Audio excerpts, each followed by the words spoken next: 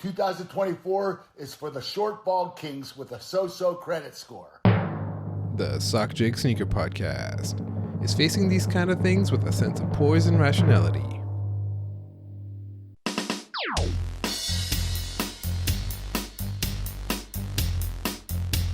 Welcome to episode 63 of the Sockjig Sneaker Podcast. I am your host, Sockjig. You can follow me on Twitter at Sockjig and on Instagram as well. So after a bit of a break, after a slow January, I'm back. January is often a time where people make these New Year's resolutions and grand proclamations about their sneaker collection. I'm going to retire this year. I'm going to sell off a whole bunch of pairs. All I'm going to say about that is make some realistic goals. Don't be like, I'm going to retire, I'm going to buy one, and then I have to sell one if I buy one. It's like the Dave Chappelle bit. Come on, buddy. Be realistic here. And anyone who says they're going to reduce or get out of sneakers, I'm always like, what are you going to wear? Loafers now? You're going to go to Kmart, pay less shoes? Ross, dress for less? That's where you're shopping now for sneakers? So come on, buddy. Or maybe the whole point is to make unrealistic expectations and then you could easily abandon them. In terms of the rundown for this episode, I wanted to talk about some predictions for 2024, some bold predictions. I need your audience participation in it. So I'll talk about that in a little bit. I have some shorter topics. I'm going to talk about the Project Blitz warehouse being raided, the Stanley Cups craze, the Kith Loyalty program, Nike and Tiger Woods. Then later, I have some more thoughts about complex parent Buzzfeed being broke. And of course, I'm going to dunk on them again. But it was more spurred on by recent media news and layoffs that have been happening with Pitchfork and Sports Illustrated and others. And so I have some general thoughts on content creation as an independent content creator myself and the state of criticism with these outlets and with content creators and the direction it's going. So I talked briefly about year-end lists, and I didn't want to go over my sneaker bracket and all the results and upsets and things like that, but I have some general thoughts on what it takes to make that list. And I also talk about my worst of list that I make every year. I talk about behind the scenes on that, how I make the list, what didn't make the cut, what I forgot, things like that. I also cover my personal year in sneakers, my favorite pickups, the regrets that I have, what I paid resale on, what I sold off, my most worn sneakers, just an overview. And as a warning, as a heads up, sometimes in a lot of these segments, I ended up talking a lot about content creation, and content about content is not something I want to do regularly going forward. So I got it out of my system here. So there's parts where if you skip it, if it's not for you, that's totally fine. The timestamps are in the description. You can jump around if you like. On feet lately, it was raining a lot and then it was snowing before, so I was wearing Salomon XT6, the Gore-Tex ones, in the rain. And then when it snowed a couple days here, I was wearing these Hoka Kaha 2 Gore-Tex ones as well too. Not exactly a winter boot, but a hiking boot, good enough for a little bit of snow. In terms of pickups, I picked up a few at the end of last year. I think I forgot to mention them in my previous one. I picked up the Joe Fresh Goods intro pair, the 990 V4, the white black pair. I didn't get the black one.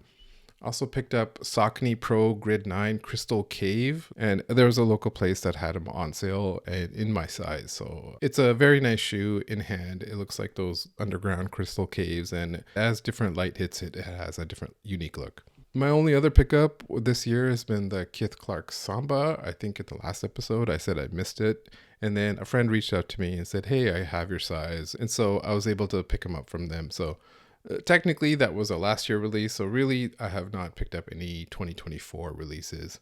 In terms of skips, I did skip out on those Salehi ones, the ones that look like Vision from the Avengers, and the other one as well too. I don't know. I'm just not sold on this 1906R model yet. Like I've said before, it looks like a hubcap or a steering wheel, but it seems like they're going to push it a lot this year. So, maybe I'm open to change my mind on it. And everything else, as I mentioned, January is a nice break. I've been skipping out on buying a lot of sale sneakers. I see the sales, I think about it, and then I just abandon it. So it's good to have a little bit of discipline. And, later on in the year, might not have that much discipline. So for 2024, I wanted to make some bold predictions, but then I also want your predictions. I want you to send me your bold predictions in terms of sneakers for 2024. You can leave a voice message, which I'll have a link in the description. You can email me, sockjig@gmail.com. You can reply to me on Twitter. The condition is it's got to be bold. So it can't be obvious and it can't be too general, like local resale shops are going to close is too general. Whereas if you say something like StockX is going to close down this year, that is a bold prediction. So this time next year, we'll read through the predictions that we made and then I'll pick the best one and I'll give them a pair of socks or something. So there's several predictions I've made on this podcast. I do a lot of future casting. I've talked about retail store closures and the future of retail mostly be online. I think I said there could be a lot of Saudi investment into luxury fashion world, into the big conglomerates, but I haven't seen exactly that. Or even the bust of sneaker theft rings and early pair sellers and stuff like that I've predicted. I also said that, there could be AI in the future writing a lot of this generic content. And I totally see this happening in sneaker media. It doesn't take that much to get an AI to load in the KTLA Project Blitz story and then write out a generic version of it. Another one I've said on Twitter is that Travis SB will not restock. I still stand by that. I don't think there'll be a Travis SB in 2024. So this was just me trying to take some of these kind of things and just formalize them a bit here. So I'm making some bold predictions myself for my own contest. But from you, I only want one. Please keep it concise and only one, and then we'll pick the best one. So in terms of my bold predictions, I don't think there'll be a Jordan 4 SB in 2024. I haven't seen any hints of it, so I'm just going to formally say no Jordan 4 SB will release in 2024. My other bold prediction is that Nike and Rick Owens will announce a release or collab. Rick Owens does some work with Converse, which is sort of related. My other bold prediction is that TikTok will clean up fakes on its platform so that they can become authorized sellers for retail sneakers. So this would allow places like Nike or Adidas to have official relationship with TikTok instead of how it is right now where fakes are running rampant there. But it's a long shot, but it's something that's definitely plausible. So from you, what are your bold predictions? What do you think that's going to happen in 2024? I'll give you some general areas to think about. Like you can say what you think will be the sneaker of the year, or what will be the GR sneaker of the year, what will replace the Samba or Air Force One or Dunk, but that's a little general. In terms of brands, what's going to happen at Nike, Nike Basketball, Nike SB, Adidas, what's going to happen with Yeezys, Jerry Lorenzo. Collaborators, are we going to see any new collaborations? Like I predicted, maybe we'll see Rick Owens and Nike. What about existing collaborators? What are they going to do? What's Union going to do? What's Amma Munir going to do? What's James Whitner? Is he going to go to jail this year? That could be a bold prediction. Cactus Plant, Flea Market, Travis, Tom Sachs. Will we see a Tom Sachs in 2024? That could be a bold prediction. Lawsuits, sometimes these lawsuits are, it's either it's going to win or close or whatever. What's going to happen with Bape, StockX, the Cool Key, James Whitner, Zeta Kicks? Maybe you can make a prediction along those lines. Maybe retail, who's going to expand, who's going to shut down, what's going to happen to the big box retailers like Foot Locker or Dick's Sporting Goods. And resale as well too. What's going to happen to the apps? What's going to happen to resale in general? So that's just some general ideas where you can make a bold prediction. But like I said, make it bold. Nothing that will get me sued, please. Nothing horrible. Some people will die or anything like that. Nothing like that. So make a bold prediction, send it in.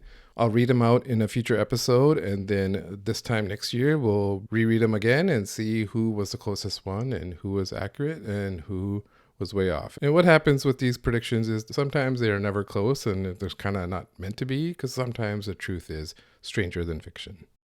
So send me your bold prediction, make it one prediction, put your name on it, your platform, your site if you have one, anything you want to plug. If you're a content creator and you want to kind of showcase yourself, here's your chance. I'm giving you my platform. Use my platform, make a bold prediction, plug yourself. Or even if you're just a regular person, you can leave a voice message. That'd be preferred because it's an audio podcast. That would work out great. The link is in the description. Or you can send me an email if you want to write it out. Email is sockjig@gmail.com. Maybe you can do a voice recording on your phone and email me that way if that's more convenient. or you can reply to me on Twitter and I will collect them all, bookmark them all, and then read out the best ones in a future episode. And if your bold prediction is the closest one, we'll select some finalists next year and we'll vote on who is the best one, and the winner will get socks or something. Maybe you can be on the show and we can talk about your bold prediction. So send it in. Audience participation, be a part of the show. Thank you. There was news this week that $5 million worth of Nike product was recovered in allegedly Project Blitz's warehouse. Project Blitz is a well-known outlet in California, LA area. They're well known for having a lot of grails. They're run by Croatian-style Dre and others probably, I'm not sure. And in this case, there was an arrest made, but it wasn't Dre. It was someone called Roy Lee Harvey Jr., which is quite the name, Lee Harvey Jr. So all of this, I'm not sure exactly of what Project Blitz's involvement was, if the inventory recovered was theirs, or if they were subletting space to someone, or if this person is an employee of theirs, or maybe they are involved. I don't know. But something, when I read through it and I saw the photos on the KTLA news site, something seemed off or incomplete. Like, we don't have the full picture here. Because the photos they were showing didn't look like the typical stolen merchandise. There was like CPFM grass shoes and things like that. And usually stolen merchandise, from what we've seen in previous cases, are usually like future releases or SBs and things like that. I know Project Blitz is on the network app, on there selling items, bricks, or clothing, I'm not sure. And I know they've also supplied GOAT with a lot of their Supreme items that GOAT sells on there. So like I said, they're just a well-known outlet that is known for being able to get items, and the nudge wink wink being that they can get it backdoored. So for now it's unclear, but $5 million in merchandise is a lot, so I'm not sure exactly what they covered. If that kind of detail was out there, we would have more of an idea. But there's a lot going on in this world. There's fake clothing like spider and denim tears, and all that kind of stuff is widespread at consignment stores, and possible fakes of those being authenticated at GOAT and StockX and things like that. There's crime rings doing cargo heists. So the network of all this is pretty extensive, and not just like one or two bad apples. And I covered this in the previous episode 57, where I talked about stolen and fake and backdoor sneakers and how they kind of blur the lines, and the sellers that have them want them to appear like they have backdoored sneakers, but they could possibly be stolen sneakers. That episode is going to age well, because in that episode I basically implied that sooner or later the feds will do a sweep, that there's a lot of things going on that eventually cops will get on, and maybe they've been doing this the whole time, and this is the type of stories we see once in a while kind of dribble out. So things are changing in sneakers, as I said. When things are not reselling like they used to, and the money's not there, and maybe payments can't be made, and maybe someone's now going and telling the police what's happening so they don't get charged. A lot of that could possibly be happening. I'm not sure. Total outsider here, just looking into a crime network and assuming that from TV shows that I've watched, like The Wire and Oz and stuff like that. So I'm sure we'll be hearing more of these kind of stories, and we'll get a more complete picture sooner or later. Real quick, I want to talk about this whole Stanley Cups hype thing that has been going around, and I'm sure you've seen it by now, where there's this Target exclusive of these Stanley Quencher Cups or whatever they're called, and they're on StockX now, and you've been seeing the post trending and kind of hit a fever pitch, where there's posts of women showing they have one for every outfit, they have cute accessories. I even saw one where it's just a whole collection of them on the wall, as you would as if it was a sneaker display. And as I tweeted, I did mention this whole Stanley Cup hype thing. Back in late 2022, I wrote a tweet about it. And even then, I had waited till the Wall Street Journal wrote about it, because they were flipping that whole year, from January on, whenever it started, to September or so when I wrote that tweet. You know, I personally don't sell on eBay, but I have friends who were aware of it and who were doing it, and they made a lot of money selling it that early on. So this has been going on for quite a while. And before I continue, it really is kind of hurts as a Canadian to see the word Stanley Cup taken over, because to any Canadian, any NHL fan, that only means one thing: the sacred Stanley Cup, and now it's an accessory on someone's outfit or whatever it is. But the funniest thing to me was sneakerheads specifically saying, "I don't get it." And it's like, what's not to get? This is no different than hype sneakers or hype clothing. It's just hype by another name. So there was hilarious seeing people say things like, why would you need more than one? Someone who's got 40 Air Jordan 1s is saying, why would anyone need more than one cup? Like, do you hear yourself? This is exactly what normal people think about sneaker collectors. Why would you need more than one sneaker? Just once that one is done, you buy a new one. That's it. Or why would someone pay $200 for a cup on eBay? Again, people probably think you're crazy trying to buy $400 sneakers on eBay. So who cares if Karen needs that $200 cup on eBay? Because she needs that one, the one that she doesn't have. No different than any of the hype stuff that we deal with. And my tweet about this was, I said, I own so many stupid Supreme accessories, I can't say shit. And it's so true. And really, you could do this whole Jeff Foxworthy, you might be a redneck type jokes with this. Like, if you have sneaker art on the wall, then you can't say shit about Stanley Cups. If your iPhone wallpaper is of sneakers instead of your kids, then you can't say shit about Stanley Cups. If you've taken a photo of another man's sneakers pointing at a puddle, you can't say shit about Stanley Cups. If you have a sneaker podcast and have a whole hour dedicated to only talking about footwear, then you can't say shit about Stanley Cups. The main thing that's really interesting about this is that this hype market that they focused on is, white women target shoppers. It's not the usual hype or collector type of personality. People who collect comic books and cards and collectibles and Funko Pops, they all tend to be the same kind of nerdy collector. Traditionally more male oriented, but obviously there's women in all those categories as well too. But they're all the same. They're just like some sort of nerdy collector. Where this is totally different than nerds. This is Christian girl autumn target shoppers, like those type of people. The nerdy collector and the Christian girl autumn target shopper don't have much in common as far as it appears, but I guess they do. So I don't know how it happened. I don't know how hype was able to jump over from the nerdy collector to target shoppers, but honestly, I think it's cute as hell. It doesn't bother me at all. Welcome, target shopper lady. You're now one of us. I don't know how long this will last. It's already been around for over 2 years, and it's only now gotten to the point where it was trending and on StockX. But how long it will last will depend on that Stanley company. And all it takes is one executive there saying, we need to make a lot more money and sell a lot more of these cups. And the cups are everywhere, and now you don't want it anymore. So far, they seem to be managing it okay, I guess. They have the GR versions and they have the hype versions, and the hype ones have a limited stock, but I don't know. If StockX and every reseller is now on this kind of stuff, and if there's literally, $5 profit to be made, then those guys will swoop in and it'll probably brick. Next up, I want to talk about this Kith Loyalty program that they've formally introduced. It has multiple tiers based on how much you spend. And how they had it before was kind of a semi-informal one. Like if you had bought ASICS sneakers from them before, you would get access to the new ASICS, and the same with New Balance and stuff too. And then they shifted to an app which links your online purchases with your in-store purchases. In store, you would show a QR code from the app or give an email and such. And so this is a way to kind of link the two.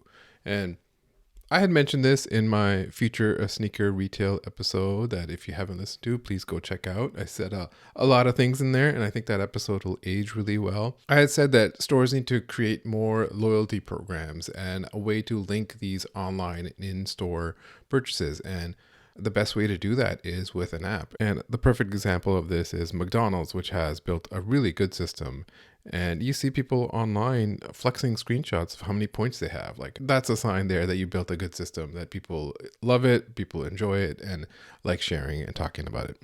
So Kith had this as well too, but it was kind of once in a while you get access to things and not like a full build out, but that's what they're doing now. They built the full on expansion of it, and they're adding a lot of details like tier exclusive items and pre-orders and things like that. And any tiered loyalty system, like based on spend, it just means VIP. So you don't want to say VIP, you want to say loyalty, and the tiers kind of say it for you.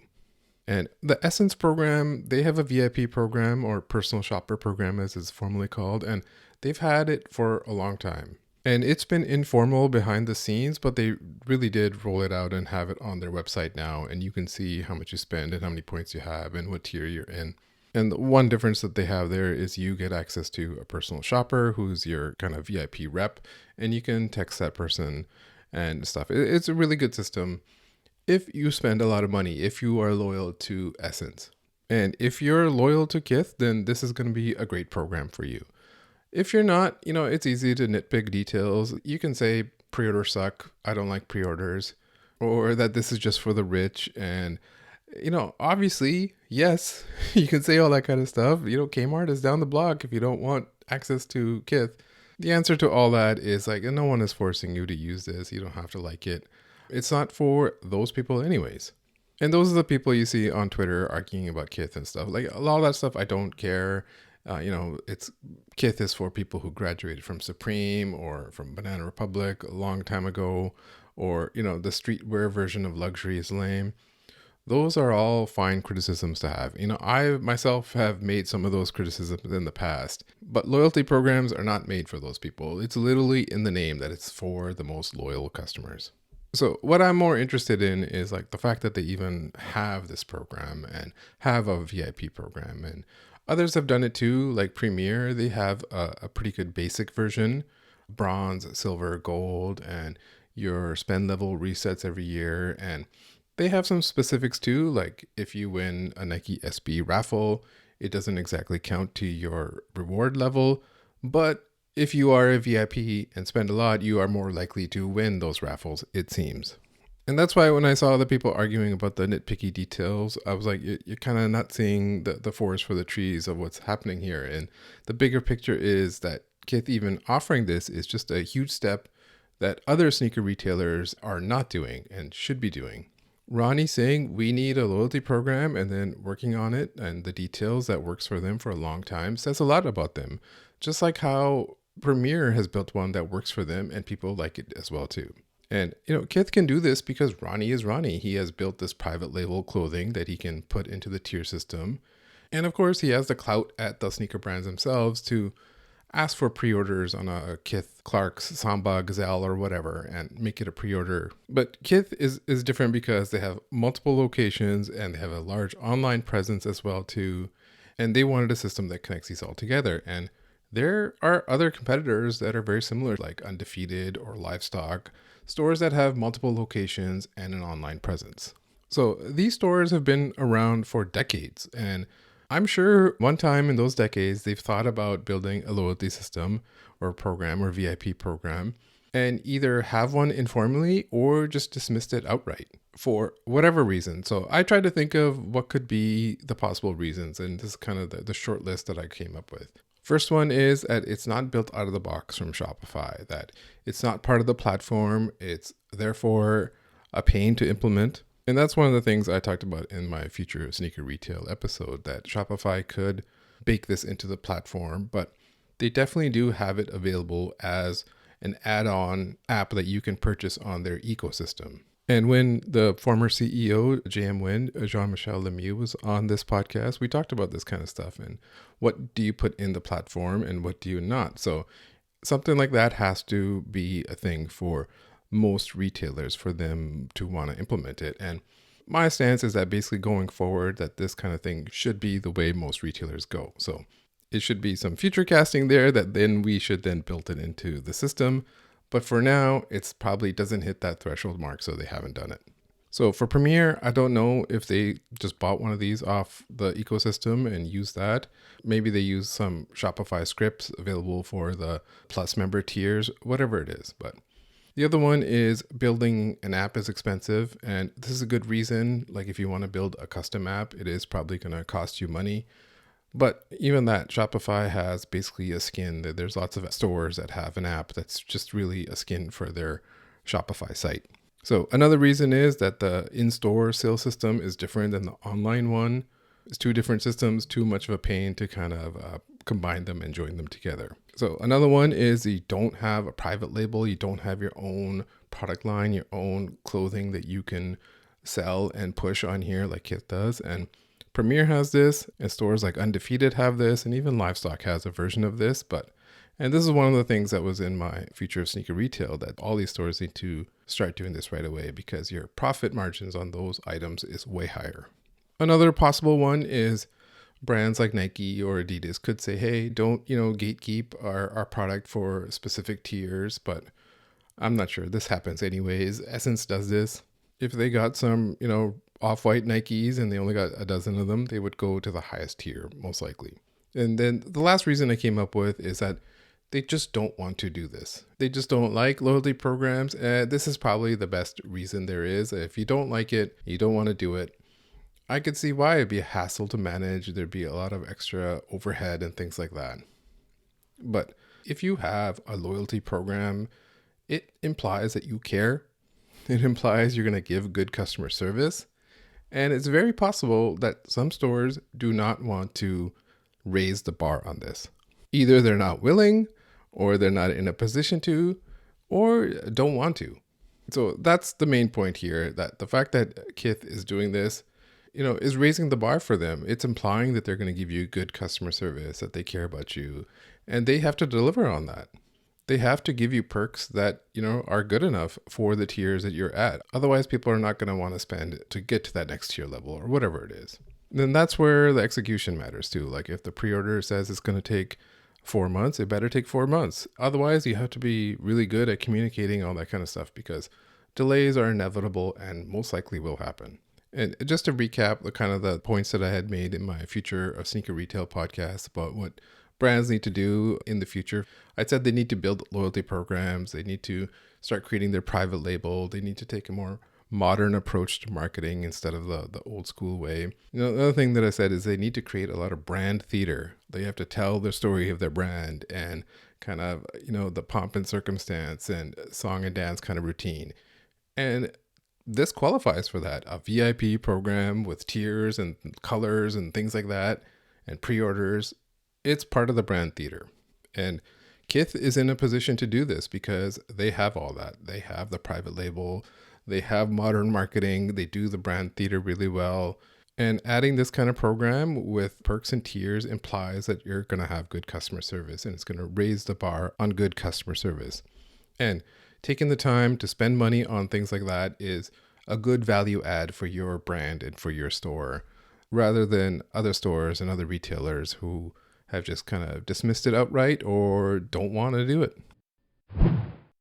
Nike and Tiger Woods announced that they are parting ways, and if you think about it, you can probably come up with several reasons of why this would happen. That Tiger's older, he's not the same player, he's injured, there's newer, younger players that Nike can sign, not to mention that Nike is seemingly pulling out of golf or golf equipment, and really Nike has never been good at sports equipment other than footwear.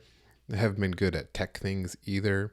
Tech products like tech watches and things like that. They usually end up pulling those products anyways. Whatever it is, they parted ways. They made an announcement. And early on, there were rumors that Tiger Woods was going to sign to On Footwear. And the On CEO shot that down at some conference that he was at. And I found it odd that he shot that down immediately. You'd think he'd play along with a little bit, at least put over his own company, say something like, hey, we here at On have partnered with the best of the best, like Roger Federer, and are open to partner with any elite athletes. A generic statement like that makes it sound like, yeah, Tiger Woods could be here. Anyone who's elite could be here. Instead, he just said, nope, we're not signing him. I thought it was just odd, a missed opportunity, if you will. And really, I thought it was a tell that he probably already knew that Tiger was off the market, that someone else was in the middle of signing him, and that's why he played it like how he did. And now there's rumors that he's signing with TaylorMade because there's some trademark applications, and he already has a deal with TaylorMade for his clubs, so it makes sense for him to have a full-on apparel deal with TaylorMade. And my question was, is it going to be footwear too? Because TaylorMade used to be part of Adidas and sold off, but they haven't been really making shoes of their own. They've made a couple here and there and collabed with other partners. So it'll be interesting to see if they partner with someone to make those, because I don't think they're going to have their own factories and lasts and all that kind of stuff, that the expensive costs that come with building footwear.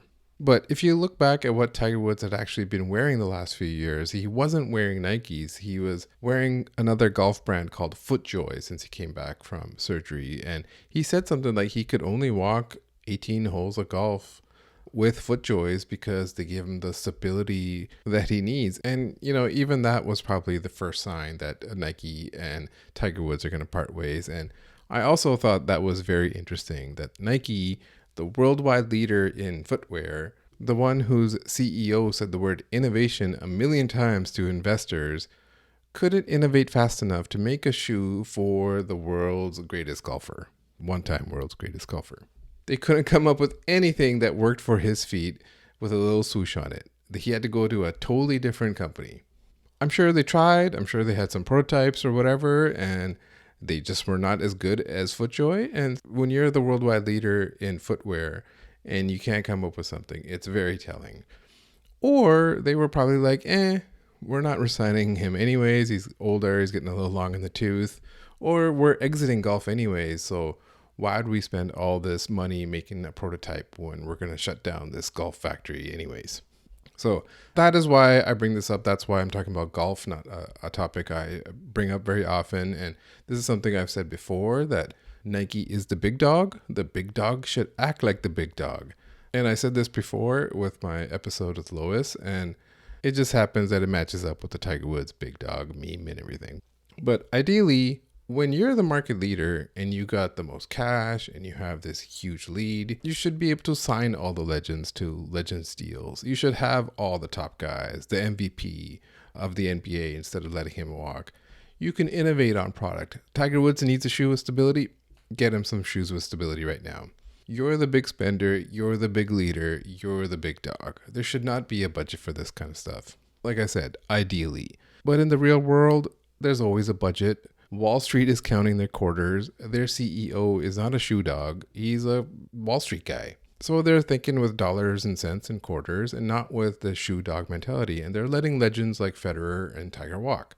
But when you have a Wall Street type CEO, they're going to favor the prestige sports, which he has been doing, favoring tennis and golf and running. And running is like their prime thing that they're known for and they're founded on and supposed to be their bread and butter. And there's some recent talk that they need to do a renewed emphasis on this.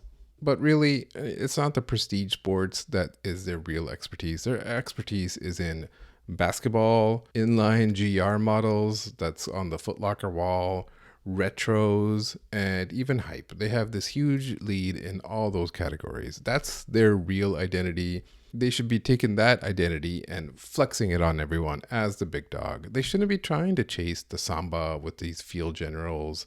Like, what is this field general? It's a shoe that no one remembers and is now being forced on everyone. But as I said, they can afford to be sloppy and kind of fall behind in aspects of footwear and cut corners because they know they have this insurmountable lead over competitors when it comes to consumer mindset. Consumers just love Nike. It's their default brand. It's the one that's made the product of their youth and still makes really good product. And Nike knows this and they rely on this. And that's why they're like, what are you going to do? You're going to wear New Balance? You're going to wear some Scoot Henderson Pumas on the court? No. So I'm not an expert on golf or running sneakers or stockholder value or anything. I'm more making a point about how Nike moves and operates and how I think they should flex what their identity is, which is being the big dog, and the big dog shouldn't let these little dogs nip at their heels. They should be flexing and tossing them aside. And they should be spending, and instead they're doing the opposite. They're cutting on spending. They're cutting $2 billion. There's going to be job losses. They're cutting golf. I'm sure they're cutting lots of stuff. Instead, they should be hiring the best people instead of letting them walk. It's been hurting them in areas like golf and some aspects of running, and they're, in golf, they're exiting, it seems, but it's creeping in on their tried and true as well, which is running and basketball. In basketball, they have one designer, Ben Nathancombe, designing basically 4 different sneakers that all look like one sneaker. Even with basketball, Adidas has a really good model with the Anthony Edwards one, as I've talked about before. And they're opening the door for other competitors like Brooks when it comes to running and FootJoy when it comes to golf. So overall, it just seems like Nike's a little bit vulnerable right now and they can turn it around. They have the product to turn it around. They have this huge lead. They also count on the fact that their competitors shoot themselves in the foot all the time and don't have the sheer number of products that they do. So they always have that going for them.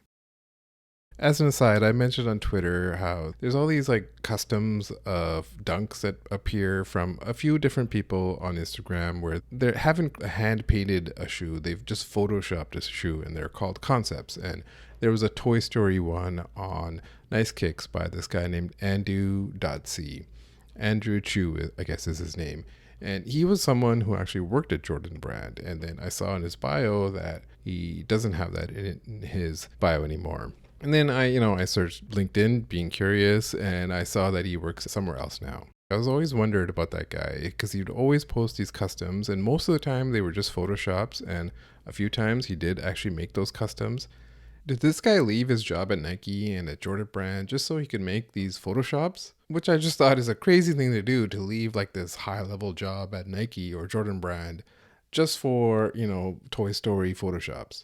But then when I thought about it, I'm like, if Nike did not like that he was doing this and told him to stop, he probably realized that, hey, I can probably just get a job somewhere else and a job somewhere else that will let me create my own customs. And I can sell a few of those customs, the ones that I really make that take a long time. And I market this side business with these photoshops of Toy Story and Pokemon sneakers and all that other bullshit. And obviously he's talented as a illustrator, as a designer, but you're not exactly going to be put in a position, I assume, to be making Toy Story and Pokemon sneakers at Nike, at Jordan Brand. So an update from my last episode where I talked about Complex being for sale or sold off. I said, take the time to enjoy them while you can, because I'm not sure how long you'll be able to enjoy them for. And some news came out that basically Buzzfeed has a dire debt problem. And before I continue, you might be thinking, why are you still talking about them? And I get it. If you're tired of me talking about this, you could skip ahead to the next segment using the timestamps. And I honestly just talk about it now because I really, really enjoy it. If there's one thing I try to do is extract as much joy out of any situation that I can. So that's what I'm doing here. So previously on the Sockjig Sneaker Podcast, I talked about a lot of things about how there's this huge changes in digital media. There's these big cultural shifts in society as well too. And that explains why you're seeing all these layoffs recently. And Pitchfork magazine has been announced that it's being merged into GQ. Sports Illustrated laid off a whole bunch of people and is presumably shutting down. And the companies that bankroll this stuff, they just realize there's just no money in this. There's no money in written word on a website at $100 million investment level. Maybe there's money in video and entertainment and, if you're talent, there's always going to be that. Someone like Conan O'Brien sold his podcast network a few years ago for $150 million. And he's, my favorite comedian and entertainer of this past generation. So you can build something for $100 million with Conan O'Brien. Can you build something for $100 million with Joe LaPuma? Does that make any sense? The word is that Complex is trying to be sold off to the network app, potentially. But the article that came out said from New York Magazine that BuzzFeed has a dire debt problem. BuzzFeed is the parent company of Complex, and they had paid $300 million. That's what they paid for it. And if you read this article, they basically paid for it with IOUs. They basically said, hey, bank loans, we'll pay it back later. And now their stock is worth nothing. And the bankers who loaned them all this money want it back with interest. And basically BuzzFeed owes $200 million by December. And if they can't pay it, they'll go bankrupt. So they're broke. So that really explains why they're not paying those YouTubers. That explains why they're canceling or delaying shows. And that article said that, they're hoping to get $100 million for Complex.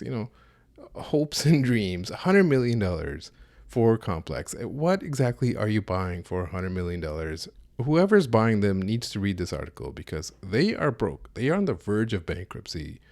You could offer them pennies on the dollars, not 66% off. You could offer them basically nothing because what are you getting if you buy Complex in 2024? A website about sneakers and rap music? There's the sneaker shopping show. Great. There's a handful of Complex personalities. Why would you pay $100 million for Speedy Mormon when you could just hire him after, the place goes under? There, I just saved you $100 million. As I said, Buzzfeed publishes articles on websites. They own things like Huffington Post and Complex, and they publish articles on websites. Like, who is reading websites in 2024? Do you visit websites? I'm not talking social media. I'm not talking Reddit. I'm not talking even Substacks and newsletters and things like that. I'm talking about websites. Do you go to a website and say, hey, let me read what's on this website today? If you do, it's probably some big one like New York Times or whatever. Or maybe it's smaller or medium and something that you pay for. Would you pay for Complex? Would you pay for the content that you're getting from them? A monthly Patreon from them? I saw that they posted an article about some TikTok mom who bought some and ones that look like panda dunks. And they wrote 2 articles about it and even interviewed her. And like, someone is getting paid a New York City living salary to interview a TikTok mom about panda dunks. Again, BuzzFeed owes $200 million. And they're going to look around and say, what do we have that we can cut? And they're going to see articles about TikTok moms buying fake panda dunks and CrossFit shoes. And it's not going to make sense at all. They're going to be like, we paid for this? We are paying these people for this? It doesn't make any sense at all. And if you would pay a monthly Patreon for stories about TikTok moms wearing fake panda dunks, kudos to you. I'm not trying to get people fired, only 1 or 2, but what are we doing here? This is not going to be lasting a long time. That's why I said enjoy it while you can. And whoever the potential buyer is, whatever they're doing, live app, live shopping, maybe it's a write-off. I don't know. Like Kramer says, they just write it off. No one knows what it is, they just write it off. But Warner Brothers Discovery seems to be doing this with completed movies like Batgirl and not releasing them. They just write it off.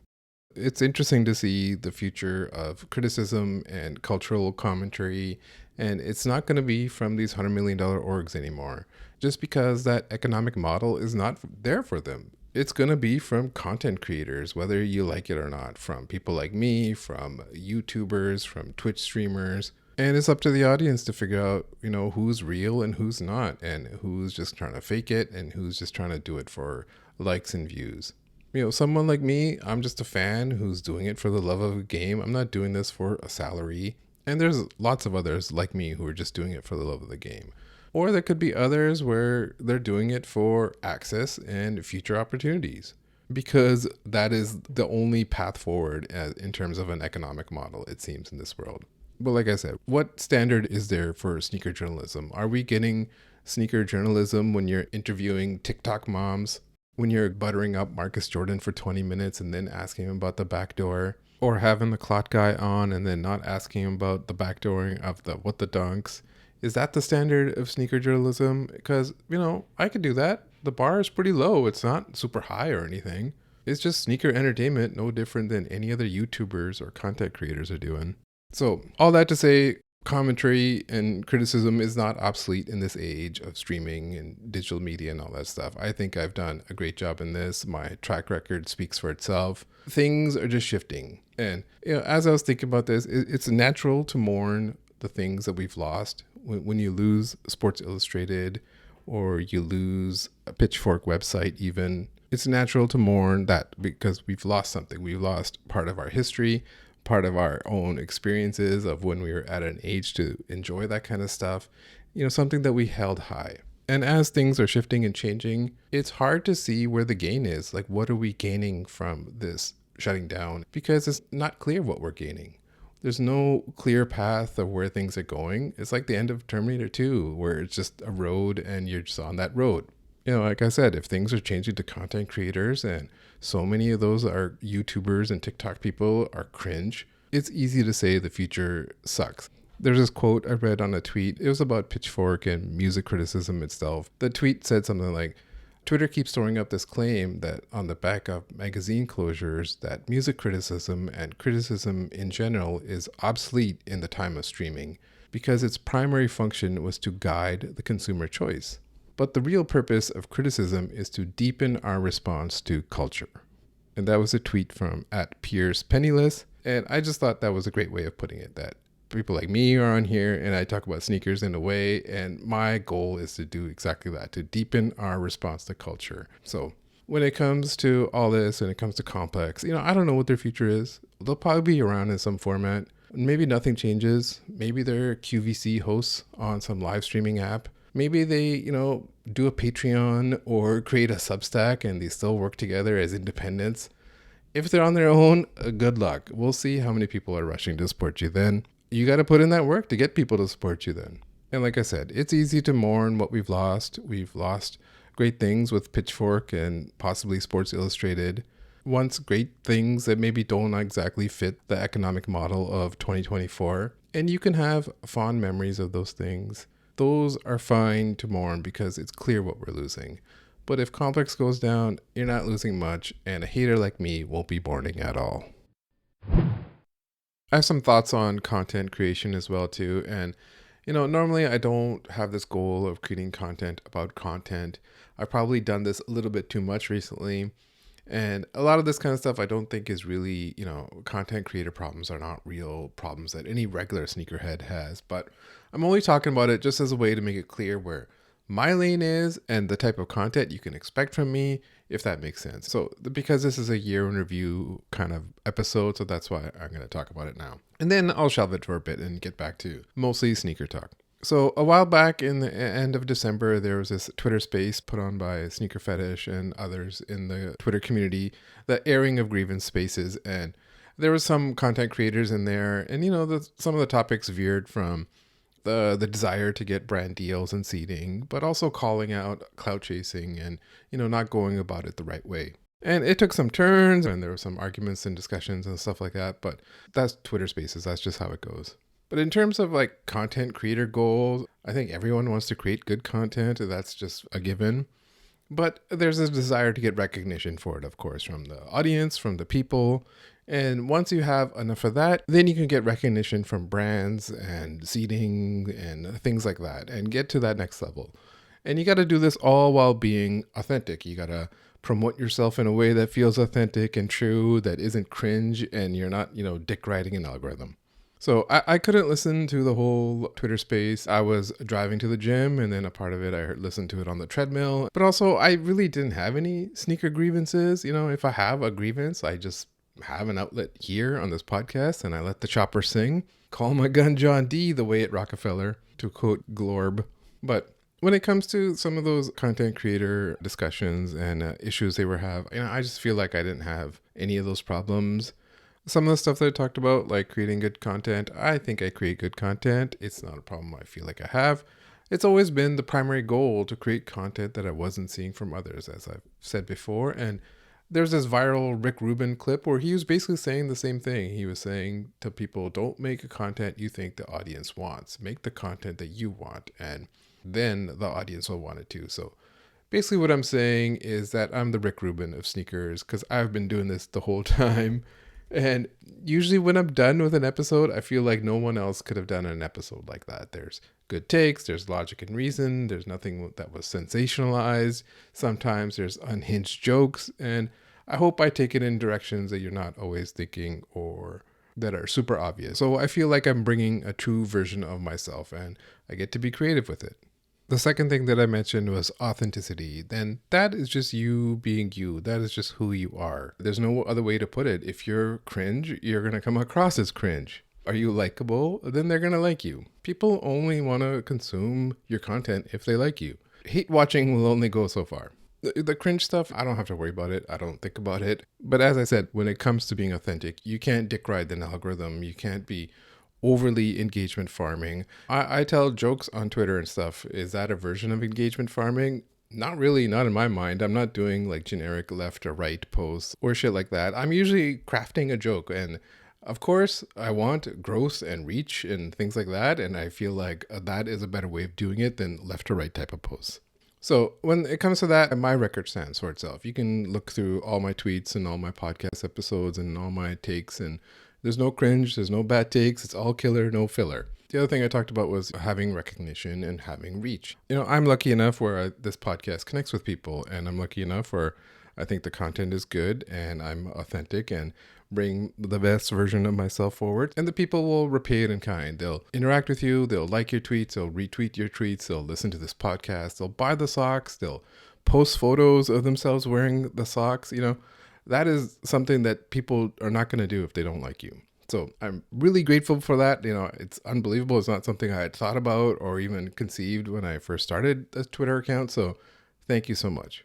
But, that second level of having connections with sneaker brands and things like that, I'm lucky enough to know a few people at some places, and some of them were in real life friends. So I would still be talking to them anyways. There's other people I've met along the way and people I consider friends. And, I don't really ask them for scoops or anything.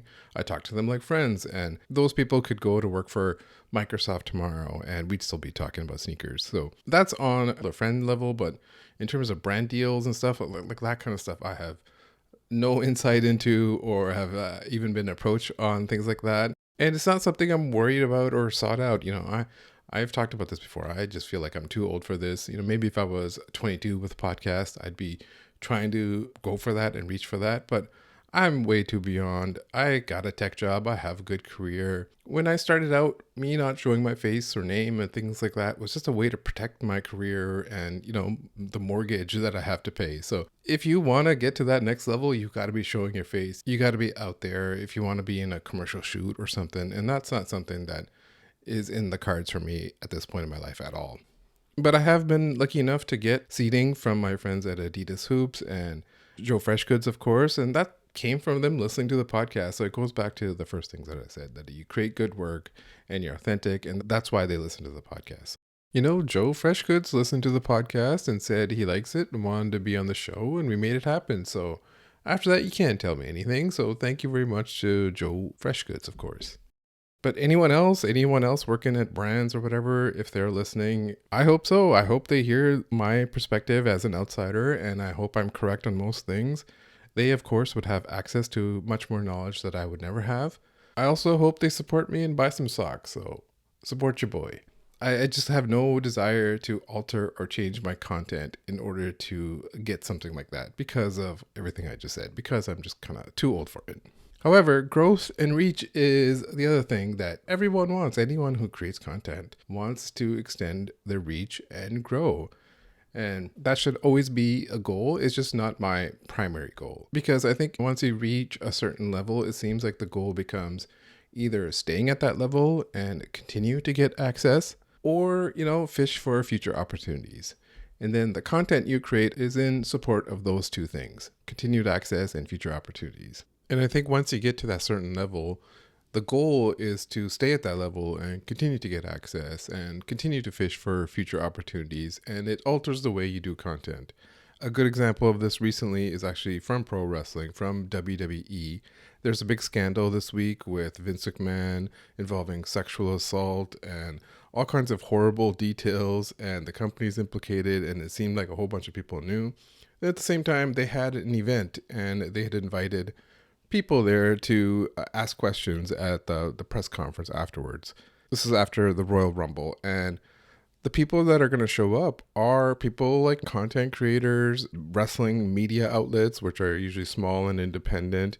I think there's one person there from ESPN, and the first question was not about any of this horrible stuff that happened, but it was about the Netflix deal. And then some more softball questions, and finally, there were some questions seriously about who knew what and where, but at least half of the questions were just softballs. And why are these people asking softball questions when there's this huge story right in front of them? And it's like I said, it alters the way you do content, because it's like, what if I'm seen as aggressive and then I'm never invited back to this place again? So I don't worry about that kind of stuff. And I've criticized Complex for creating content in this way, and they told me to go screw myself or whatever, but I don't have to prove it. They prove it all the time. But back to independent content creators like myself, I get it. And I'm not trying to judge anyone who is trying to get access, as long as that, is clear in how they're moving. I think this comes from this underlying desire for fame that content creators have. And like I said, maybe if I was 22, I would have that, but it's just absent for me. So it's because fame generates interest. And how do you get fame and how do you get interest for your content?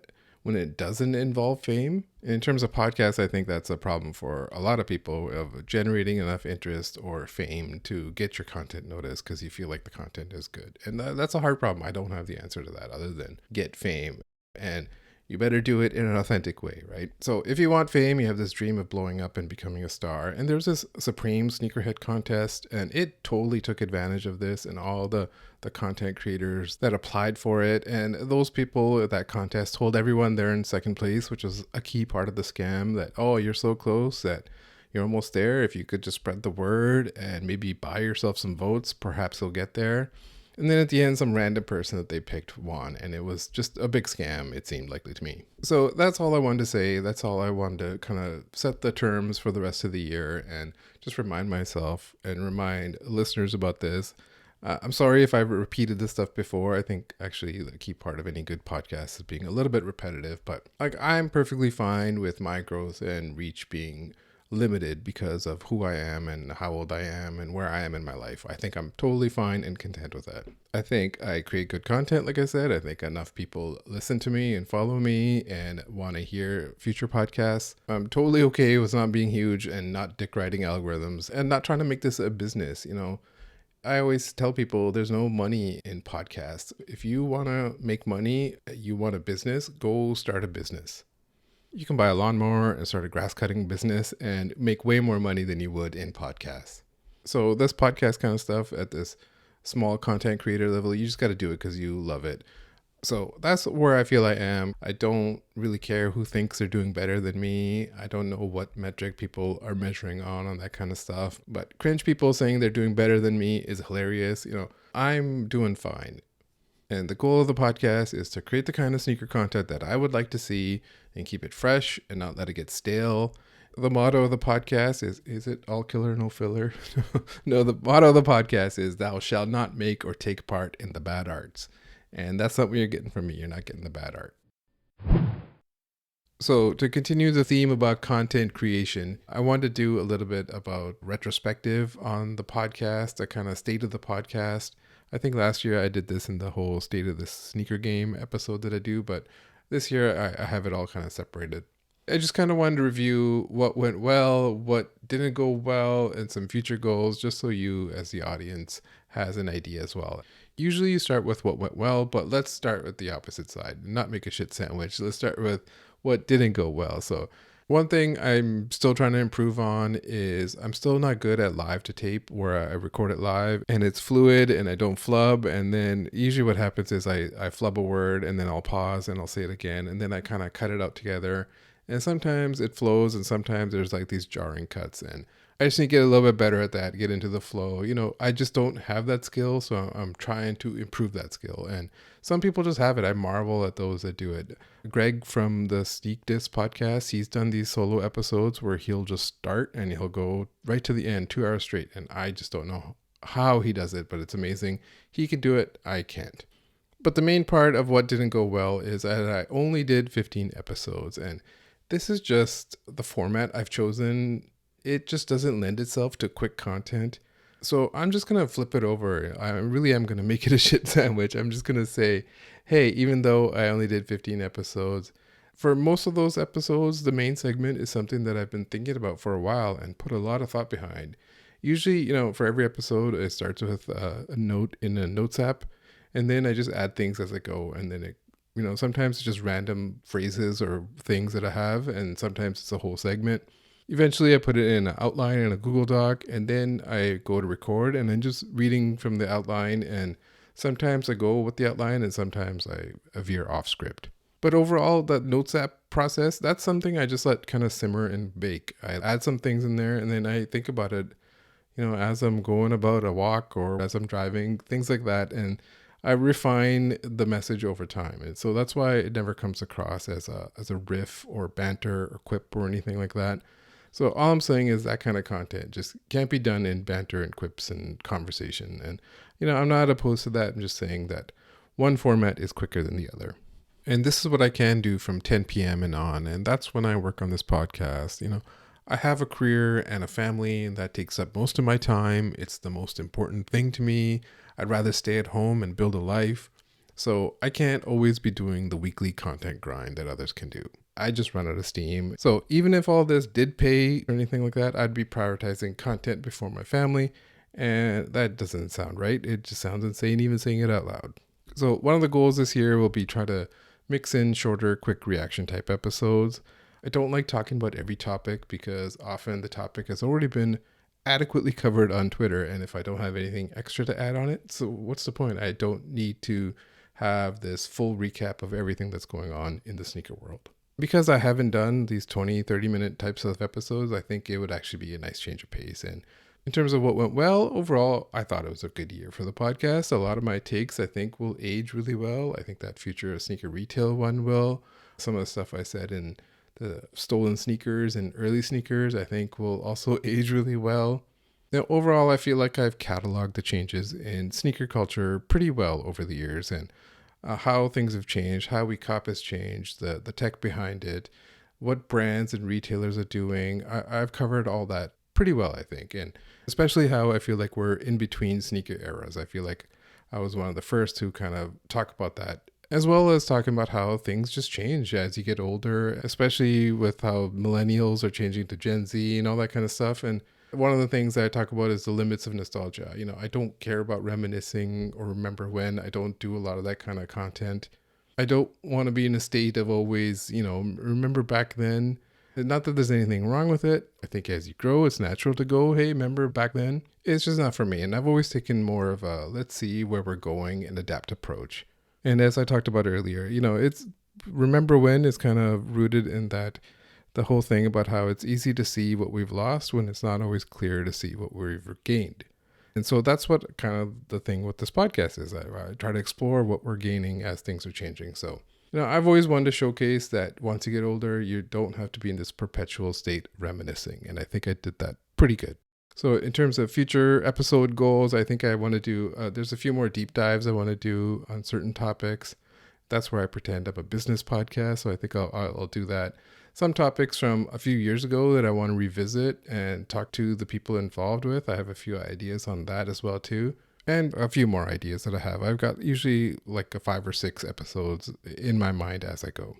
Interviews this last year, I talked to Jean-Michel Lemieux, JM Wind, the former CTO of Shopify. It was awesome talking to him about his insights behind bot protection. I talked to my friends Jerlisa Nicole and Lois Sakani as well too. I had a lot of good insights in those interviews. And of course, the big one was Joe Freshgoods. And for that, just like imagine creating a sneaker account with a gimmick name years ago with this goal of starting a blog. And then eventually you abandon the blog and just stick to Twitter posts. And you do that for a long time. And then, one day you're like, hey, I'm going to start a podcast with my gimmick name. And you have a dream guest for your podcast with a gimmick name. And then one day the dream guest said, hey, I like what you say. Have me on your show and we get it done. After that, you can't tell me nothing. No one can sell me anything after that. So once again, thank you to Joe Freshgoods.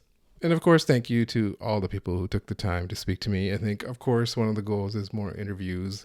Those are actually, as I've said before, easier to mix in. And the part about scheduling when I'm on the West Coast and most people are on the East Coast, it's a pain and not something that I like doing, but easy enough a thing to try to improve on. And I haven't done a ton of outreach. I've usually just talked to people that I already know. So imagine what's possible if I actually do some outreach and get some guests on here. In terms of segments this year, we had Bridget GPT, Size 13 Takes. I think I got to bring back Sneaker Guy of the Week. I haven't done that in a while. I'll probably bring back Size 13 Takes. I'll look at some of the old ones I haven't done in a while and bring them back. And I'll come up with some new ones as well, too. One thing I was going to do this year is more of a mailbag feature as well, too, where people can ask me questions and I can answer them. This is something I've avoided on purpose. I always wanted to challenge myself that I could come up with enough topics to be an episode, every 3-4 weeks that I've done. And I've usually done that, but I'm curious to see what people will ask. So I think it's all right to do once in a while. Same with the whole audience participation thing. Please participate in the bold prediction. Send me your bold prediction thing. So that's something I've done before, but I think I'll try to expand it a bit more this year.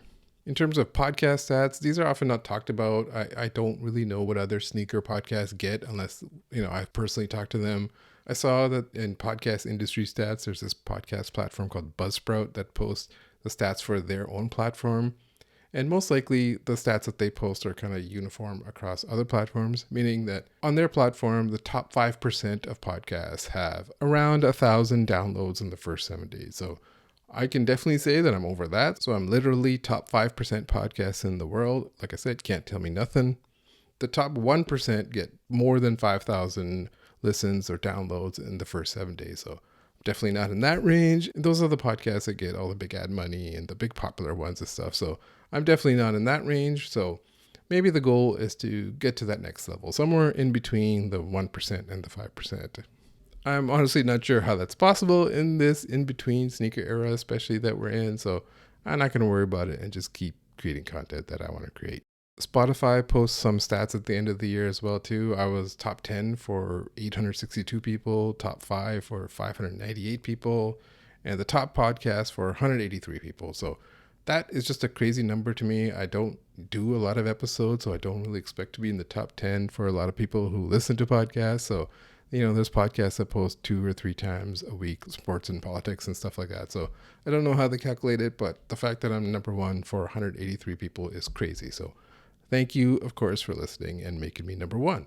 Some other stats that I saw, the median playtime is usually the entire episode. That means 50% of the people who started listening listened to the entire episode. And often it's way over 50%. The retention rate is 75 to 80%. That means people don't just shut it off halfway through. And some podcasts do better than others, and that's all right. I've skipped segments or entire episode of all my favorite podcasts. So I say take what you need and leave the rest, because everything isn't going to be for everybody.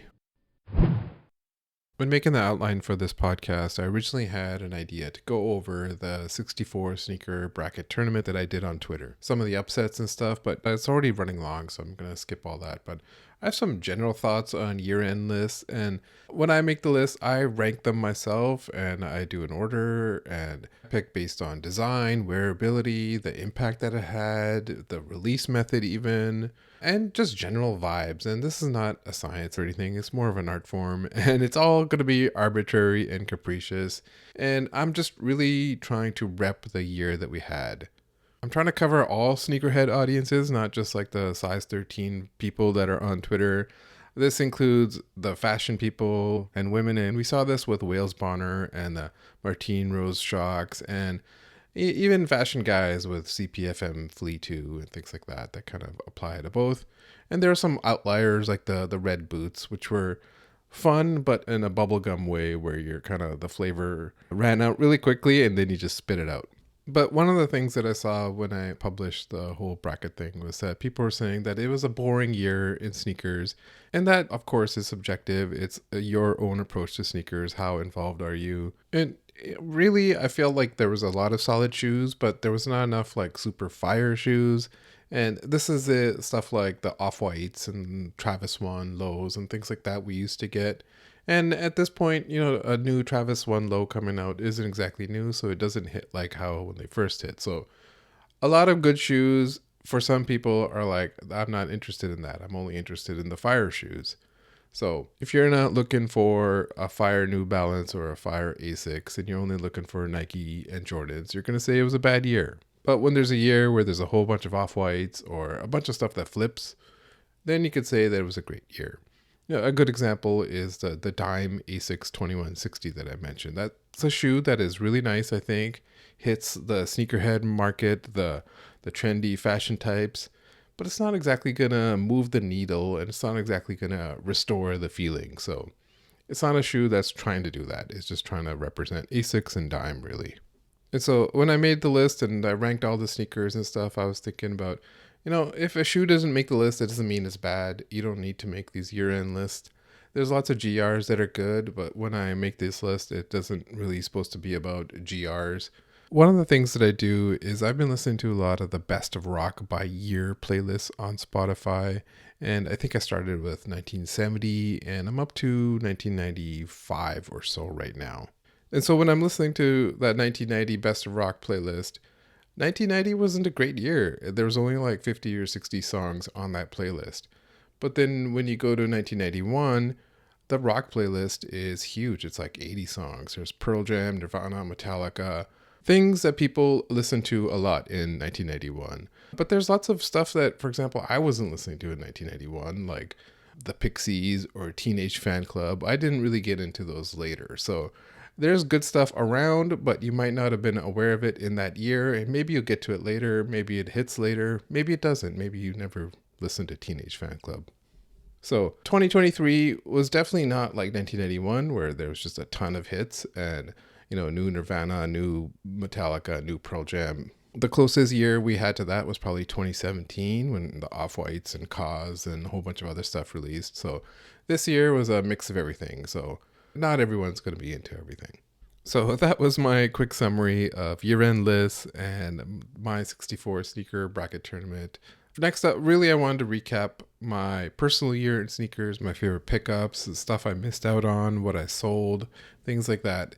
In terms of pickups, I did get a lot of help. I got help on Jordan 4 SB, on Born and Raised Dunks. Travis Scott is my friend. He helped me out as well. I have some friends, and some, like I mentioned, are in real life friends, and some are friends I've gained along the way.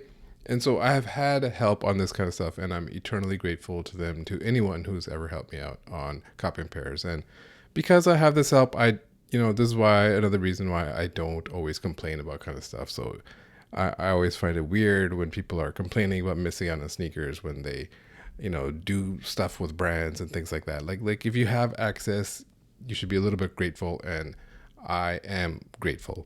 In terms of my favorite stories with sneakers, of course, one of my favorite stories is the Keisha Blues New Balance Joe Fresh Goods. Getting that pair was unbelievable. I'm super grateful. I still wear them all the time. The laces glow when I get back into the house. A fun pair to have. Another personal story that I have a really good connection with are the Kith 1500, the red pair. I traveled to Toronto for my buddy's opening of the store, so I have a personal connection to those sneakers. Also finally got the Air Jordan White Cement 3 with the Nike Air on the back, but I still have not gotten the OG one that I want. I don't want it sail on the midsole. I don't want a red stripe at the bottom. I want the old school White Cement 388. And because of this one that released this past year, I'll probably have to wait 5 or 6 more years before I ever get that one.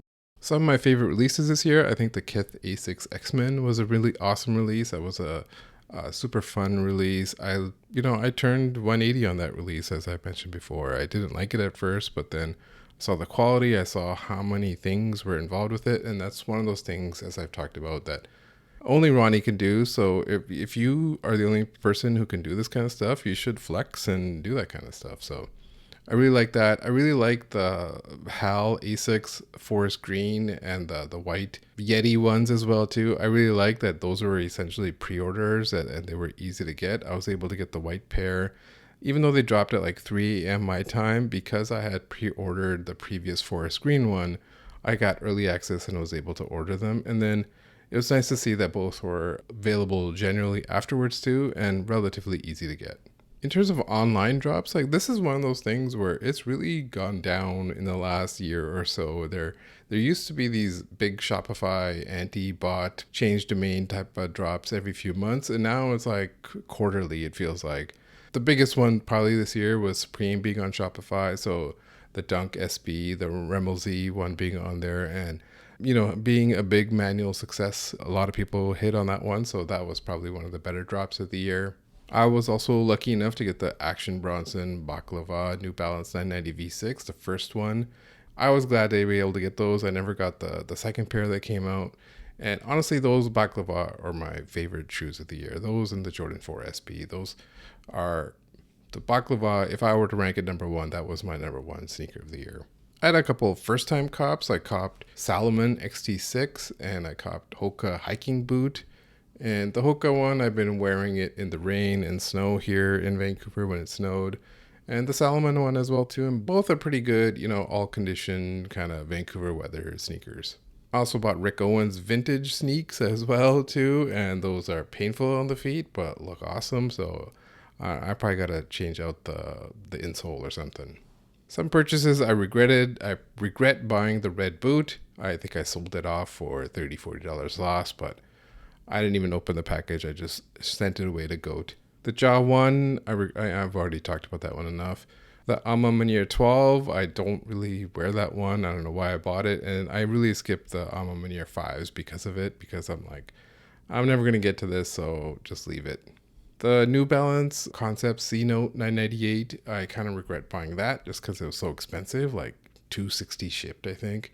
I regret it because you're looking at the price now and it's probably under retail in the app, so I could have got it cheaper. But it is really nice in hand, and I haven't opened the box or looked at it since, so it's one of the ones where I'll probably look at it next year or something. Another one I regretted is the Washington Wizards Air Jordan 3. It's nice and all, but like, if I was going to wear a 3, I would just lean to the black cement or the white cement 3. So I don't know why I do this to myself. I don't know why I always pick up these ones that look pretty good. I'll probably eventually sell it and just go back to wearing the white cement 3s or the black cement 3s. The CPFM Flea 2, I sold those off as well too, and I regret it because the prices have been going up. But as the whole size issue, I got a half size down and they were too tight. So I was like, got to get them out of here. I'm not going to wear them. And of course, the number one regret was the Travis Air Force One Utopia. It was just like some regular ass Air Force One with a little sticker on the side that said Utopia. And it's like, that's it. Number one regret, of course. In terms of sneakers, I paid resale for not a lot, really. I paid resale for the Dime Asics 2160. I missed out on those in the first time around. And then later there was a restock and then I doubled up. So now I got 2 of them. The Jaw 1, like I said, as much complaining have I done about that shoe. I did pay resale for it. I also paid resale for the Palace Puig Samba. I paid like $170, $180 for it. I think it was like $140, $150 on the Palace site. That's a nice shoe and all, but I just haven't gotten around to wearing it.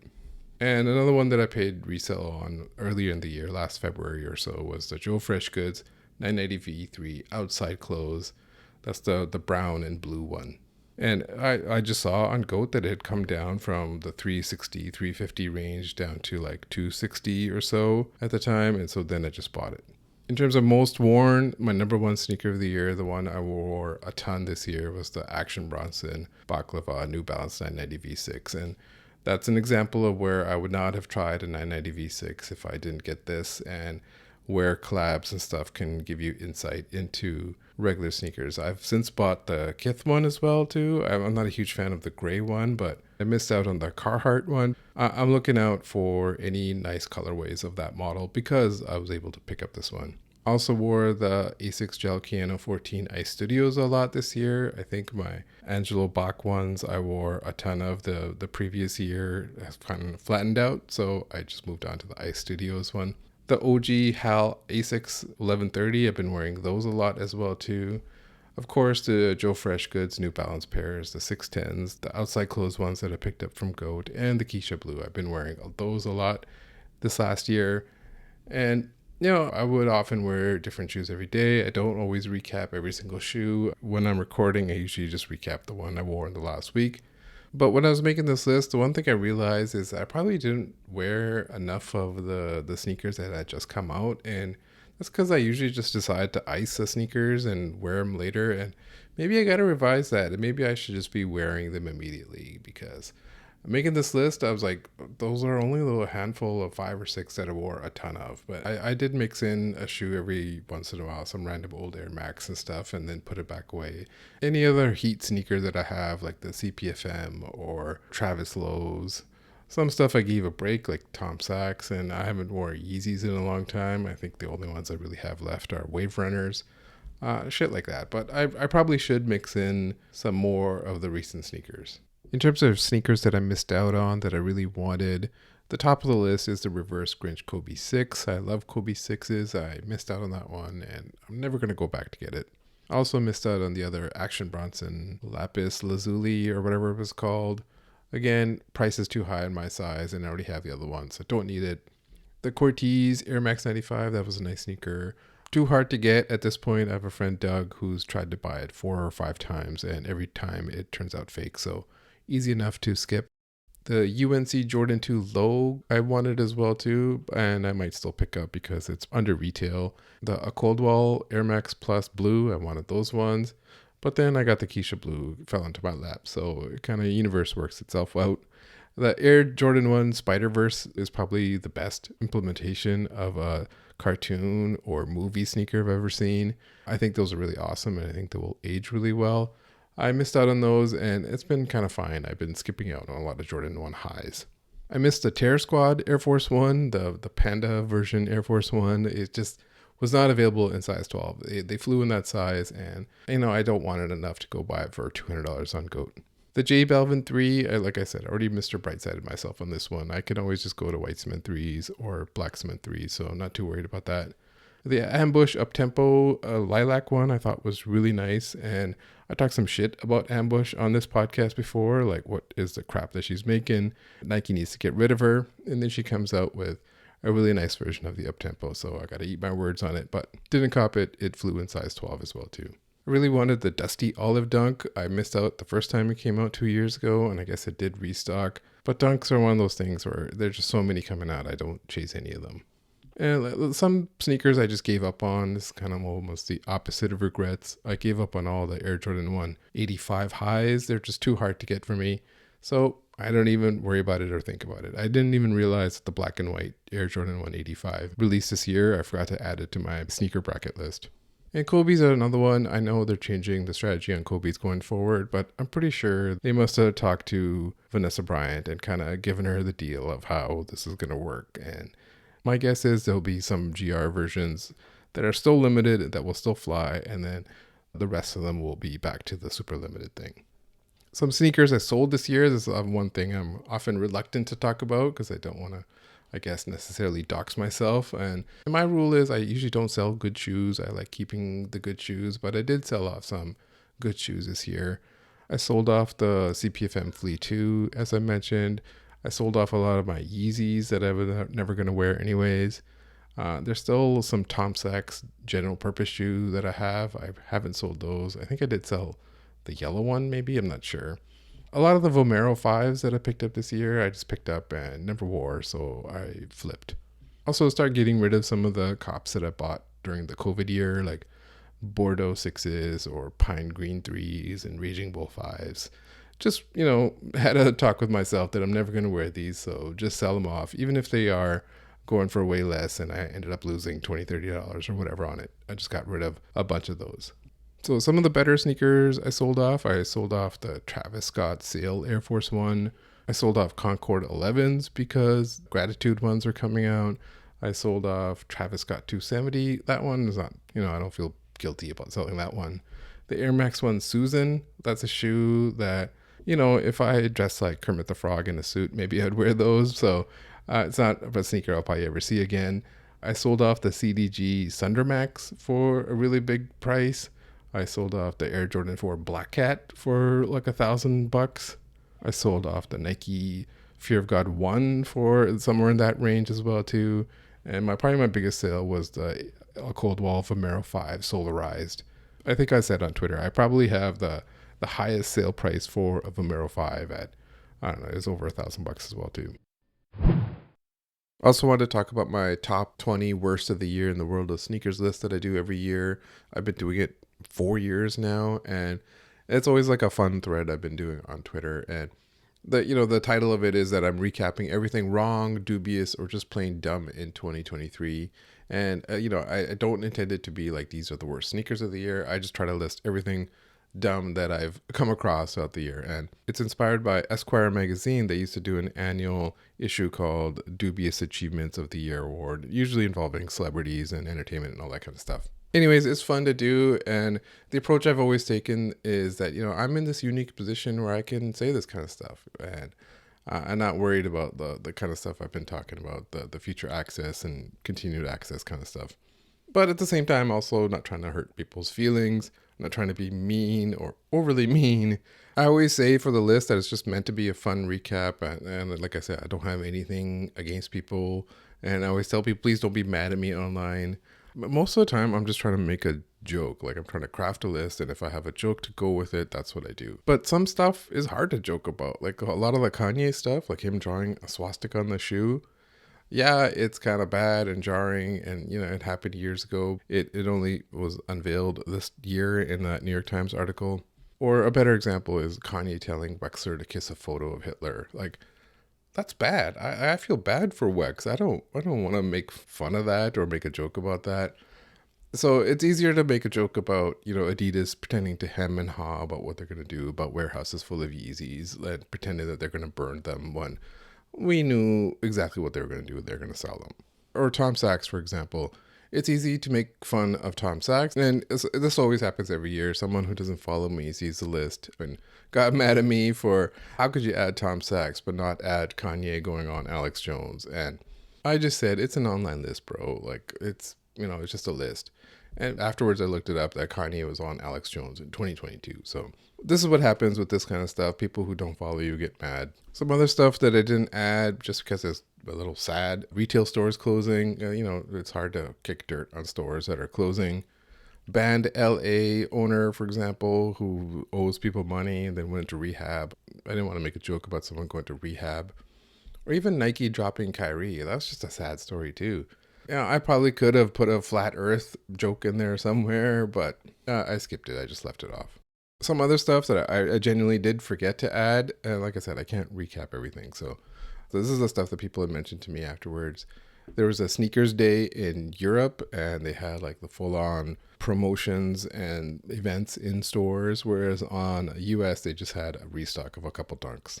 I wanted to add, making fun of all these Photoshops of cartoon dunks, of Toy Story dunks and all that kind of stuff. But I talked about it in this episode, but I could have added that to the list and there's lots of jokes to be made there. Another one about how all these Nike basketball sneakers all look the same. The 3 or 4 of them all look the same. That could have been on the list. Or Marcus Jordan blaming a rogue employee for the fact that that's how all the shoes are backdoored. We're all trying to find the guy who did this.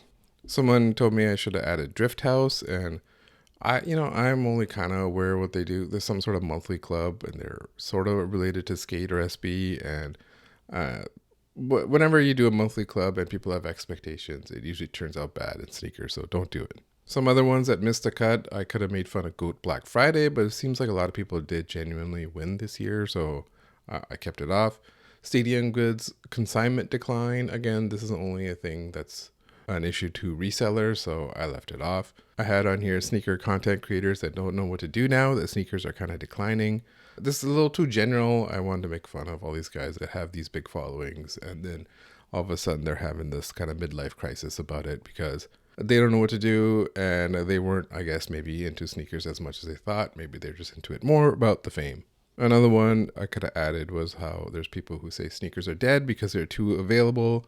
Again, it's better when it's a specific person than a generic statement like that. Another generic statement I talked about is reminiscing about the good old days.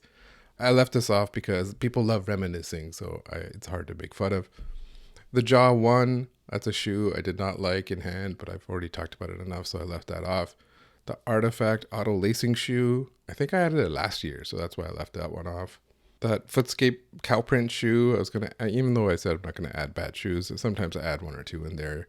Just because I have a joke. I was going to recycle my joke about how it looks like a giraffe's pussy, but I thought maybe it's not going to go over well in a list. It probably does because sometimes these unhinged jokes do go well, but so that's it. I'm not going to include the list here. I'm not going to go through every single one. I'll link to it in the notes if you want to go read it if you haven't. It's always a fun list to do every year, and thank you for liking and retweeting it.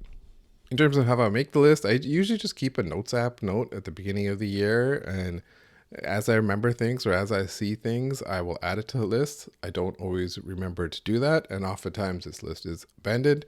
And so then later in the year, when it becomes like October, November, I kind of refresh it. I also, of course, use my bookmarks feature on Twitter. I go look through all my bookmarks in there, but often I'm bookmarking a lot of things. Sometimes I'm bookmarking memes and funny jokes or Sydney Sweeney photos, an average guy's list of bookmarks. I go through my podcast outlines. That kind of triggers memory. Oh yeah, I could add this. I review my Twitter, which is kind of a pain to do because there's no easy way to check a tweet from months ago. So I get it to a certain state and then I let it sit a few weeks. And then as I see things and remember, I'm more aware of it. And then I go back and add it. And then I use a site called Trello where you can make a board and lists and create cards on each list. And then it's easy to rearrange them. So I create a card for each one and then I add photos for each tweet, and that usually takes up a lot of time. So tweets do better when there's a photo on it. So that's all the work that it takes. I figured I would cover this once and never again, the behind the scenes of it. So I hope that covers it, and we'll do it again next year. So that's the episode. Thanks for sticking with it for this long. If you listen to the whole thing, I promise to shelve comments about content creation for a little bit. The album recommendation this week is Sprint's Letter to Self. Check out that album. And most of all, please go fuck yourself.